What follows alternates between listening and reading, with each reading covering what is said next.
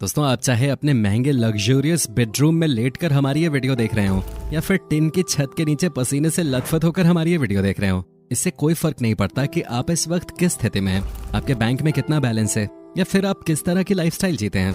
एक सच हम सभी के लिए कभी नहीं बदलने वाले, और वो है मौत। जी हाँ दोस्तों, इंसान अमीर हो या गरीब हो, ताकतवर हो या कमजोर हो, मृत्यु सबकी तय है। जिस किसी भी चीज का इस पृथ्वी पर जन्म हुआ है उसकी मौत पक्की है। और हम इंसानों की तो जिंदगी वैसे भी ज्यादा समय तक नहीं चलते, लेकिन मृत्यु से जुड़े कई सारे सवाल हमारे दिमाग में अक्सर आते रहते हैं। जैसे कि मरने के बाद शव को अकेला क्यों नहीं छोड़ा जाता, इंसान की मृत्यु के बाद उसका अंतिम संस्कार रात के समय में क्यों नहीं किया जाता, क्यों शव के पास अगरबत्ती या धूप बत्ती को जलाया जाता है, वगैरह वगैरह। अगर ये सवाल आपके मन में भी कभी न कभी आए हैं तो ये वीडियो बिल्कुल आपके लिए ही है। इस वीडियो के अंत तक आप जरूर बने रहिएगा, क्योंकि आज हम आपको मृत्यु से जुड़े कुछ ऐसे सच बताने वाले हैं जिन्हें जानने के बाद आपके होश उड़ जाएंगे। दोस्तों, जब किसी भी शख्स की मृत्यु हो जाती है तो उसके शव को दिन के समय में ही अंतिम संस्कार के लिए ले जाया जाता है। लेकिन अगर कोई ऐसी परिस्थिति आ गई जिसकी वजह से शव को रात भर घर पे रखना पड़े, तो मरे हुए व्यक्ति के पास कोई ना कोई हमेशा मौजूद होता है और एक भी पल के लिए शव को अकेला नहीं छोड़ा जाता। अब ऐसा क्यों होता है, इसे जानने से पहले चलिए हम ये जानते हैं कि ऐसी कौन सी परिस्थितियां होती हैं जब शव के दाह संस्कार के लिए इंतजार किया जाता है। सबसे पहले तो जब किसी इंसान की मृत्यु सूर्यास्त के बाद होती है तो हिंदू धर्म के अनुसार उसके शव का दाह संस्कार अगले दिन सूर्योदय के बाद ही हो सकता है। इस दौरान व्यक्ति के शव को रात भर घर पे ही रखा जाता है, जिसकी रखवाली के लिए कोई न कोई हमेशा उसके पास मौजूद होता है। और ये बात हम अपने मन से नहीं बता रहे, बल्कि गरुड़ पुराण में ये बात साफ साफ लिखी है। किसी भी व्यक्ति का अंतिम संस्कार सूरज ढलने के बाद किया जाए तो उसे मोक्ष की प्राप्ति नहीं होती और उसका अगला जन्म असुरों की दुनिया में होता है। यही वजह है कि किसी व्यक्ति की मृत्यु शाम को या रात के समय में होती है तो उसका अंतिम संस्कार नहीं किया जाता, बल्कि उसे घर पर रखकर सुबह का इंतजार किया जाता है। और जब सुबह हो जाती है तब शव को अंतिम संस्कार के लिए ले जाया जाता है। पर क्या आप जानते हैं कि किन्नरों का अंतिम संस्कार रात में ही किया जाता है? सिर्फ इतना ही नहीं, उन्हें अपनी मौत के पहले ही अपनी मौत का आभास हो जाता है। अब ये सब कैसे होता है ये तो हम आपको वीडियो के अंत में बताएंगे, पर उससे पहले हम शव को अकेला न छोड़ने के दूसरे कारणों के बारे में बताते हैं। दोस्तों, यदि व्यक्ति की मृत्यु पंचक काल में होती है तो उस समय शव को नहीं जलाया जाता, और जब तक पंचक काल समाप्त नहीं हो जाता तब तक शव को घर पे ही रखा जाता है। अब सोच रहे होंगे कि भला ये पंचक काल क्या है? तो दोस्तों, गरुड़ पुराण सहित कई सारे धार्मिक ग्रंथों में पंचक काल के बारे में बताया गया है कि अगर किसी व्यक्ति की मृत्यु हो जाए तो उसके साथ साथ उसी के खानदान में 5 और लोगों की मौत भी हो जाती है। और यही वजह है कि व्यक्ति की मृत्यु के बाद पंचक काल के खत्म होने का इंतजार किया जाता है और तब जाकर उसके शव का संस्कार किया जाता है।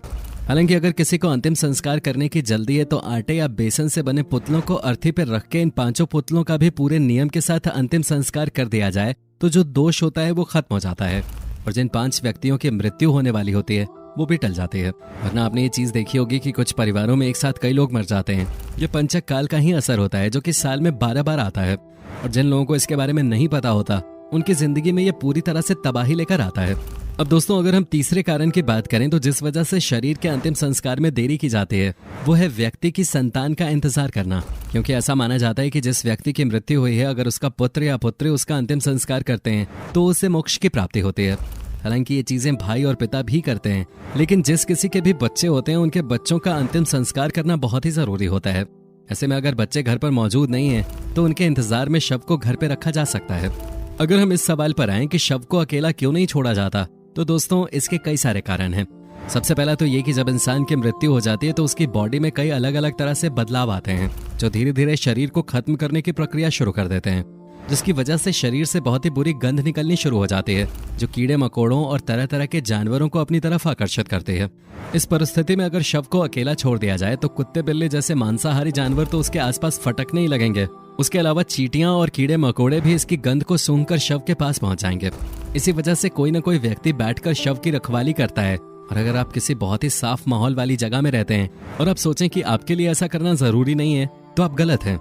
साफ सुथरी जगह होने के बावजूद भी अगर आप शव को अकेले छोड़ देंगे तो कीड़े मकोड़े आसपास मंडराने लगेंगे। और अगर कीड़े मकोड़े शव को बख्श भी दें तो बुरी आत्माएं उसके शरीर में प्रवेश कर सकती हैं। और अगर गलती से ये हो गया तो मरने वाले के साथ साथ परिवार वालों को भी भयानक परिस्थितियों का सामना करना पड़ सकता है। पर अगर हम तीसरे और सबसे अहम कारण के बारे में बात करें जिसका जिक्र गरुड़ पुराण में भी है, तो दोस्तों ऐसा कहा जाता है कि शव को मृत्यु के बाद इसलिए अकेला नहीं छोड़ा जाता क्योंकि मृतक की आत्मा वहीं भटक रही होती है। इसलिए उस भटकती हुई आत्मा को यह एहसास ना हो कि उसके परिजन उसके मृत शरीर को भूल गए हैं, इसलिए भी शव को अकेला नहीं छोड़ा जाता। अगर हम मृत शरीर को अकेला न छोड़ने के चौथे कारण के बारे में बात करें तो दोस्तों ऐसे में बहुत से लोग होते हैं जो तंत्र मंत्र में विश्वास रखते हैं और क्या पता वो शव को अकेला पाकर तंत्र विद्या का प्रयोग करने लग जाएं, क्योंकि इस तरह की परिस्थिति में कुछ भी कहा नहीं जा सकता। शव के चारों तरफ जलाए जाने वाले दीपक, धूप बत्ती, अगरबत्ती के बारे में बात करें तो दोस्तों जैसा कि हम सभी जानते हैं कि जब इंसान मर जाता है तो उसका शरीर सड़ने लगता है, जिसकी वजह से उसके शरीर से तरह तरह की गंध आती है।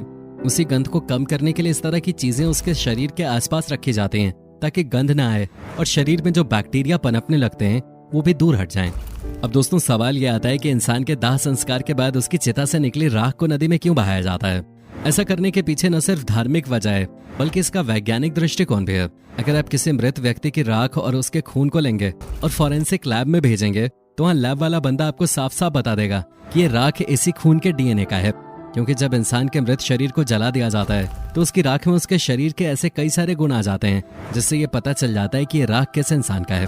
और जाहिर सी बात है कि इंसान को जब जला दिया जाता है तो इंसान जिस मिट्टी का बना होता है उसी मिट्टी में मिल जाता है और फिर उस राख को ले जाकर नदी में बहा दिया जाता है ताकि नदी का पवित्र पानी इंसान के सभी बुरे कर्मों को अपने आगोश में ले ले और उसकी आत्मा को शांति मिले, क्योंकि मरने के बाद भी आत्मा पूरी तरह से शरीर को छोड़ नहीं पाती और अपने द्वारा इस्तेमाल की गई हर एक चीज के आसपास भटकती रहती है। ऐसे में अगर उसकी अस्थियों को घर में लाकर रख दिया जाए तो वो चैन से नहीं रह पाएगी और बार बार अपनी अस्थियों के पास जाने की कोशिश करेगी। इसलिए अस्थियों को पानी में विसर्जित करके इंसान को मुक्त कर दिया जाता है। अब इन सारी चीजों से आप ये तो समझ रहे होंगे कि इंसान हर मुमकिन कोशिश करता है कि मृतक की आत्मा को ये एहसास हो जाए कि उसके लिए अब दुनिया में सब कुछ खत्म हो चुका है और वो शांति से अपने शरीर और उसके करीबी लोगों को भूलकर मुक्त हो सकता है। तो दोस्तों व्यक्ति को इस दुनिया से मुक्त कराने का सबसे बड़ा कारण ये भी होता है कि कुछ तंत्र विद्या करने वाले लोग इंसान की अस्थियों का इस्तेमाल करके उसकी आत्मा तक पहुंचते हैं और फिर उन आत्माओं से वो अपने गंदे काम करवाते हैं जो परिवार के करीबी लोग कभी भी नहीं चाहेंगे। इसलिए वो जल्द से जल्द अपने प्रियजनों को इस दुनिया से मुक्ति दिलाने के प्रयास में लगे रहते हैं। दोस्तों हमने नॉर्मल इंसानों की मृत्यु के बारे में तो बहुत जान लिया, अब बात करते हैं किन्नरों की। जिस तरह किन्नरों की जिंदगी काफी गोपनीय होती है, ठीक उसी तरह उनका अंतिम संस्कार भी बहुत ही ज्यादा रहस्यमयी होता है। कहा जाता है कि किन्नरों के पास एक अनोखी शक्ति होती है जिससे उन्हें अपनी मौत से पहले ही उसका एहसास हो जाता है, इसलिए वो मृत्यु से कुछ समय पहले खाना पीना छोड़ देते हैं। किन्नर समुदाय के अलावा किसी बाहरी व्यक्ति को किन्नर की मृत्यु के बारे में न पता चले, इस चीज का पूरा ध्यान रखा जाता है। शव को जहां दफनाया जा रहा होता है वहां अधिकारियों को भी इसके बारे में पहले से ही बता दिया जाता है ताकि जानकारी गुप्त रहे। उनका मानना है कि अगर कोई बाहरी व्यक्ति इनके अंतिम संस्कार को होते हुए देख ले तो मरने वाला किन्नर दोबारा से किन्नर के रूप में ही जन्म लेता है। ऐसा न हो इसलिए रात के समय में किन्नरों के शव को अंतिम संस्कार के लिए ले जाया जाता है। तो दोस्तों हमें पूरा यकीन है कि आपको मृत्यु से जुड़े ऐसे कई सारे सच हैं जिनके बारे में पता चल गया होगा। अब आपका इसके बारे में क्या कहना है कमेंट में जरूर बताइएगा और इसी तरह के वीडियोस को देखते रहने के लिए चैनल को लाइक, शेयर और सब्सक्राइब करना ना भूलें। धन्यवाद।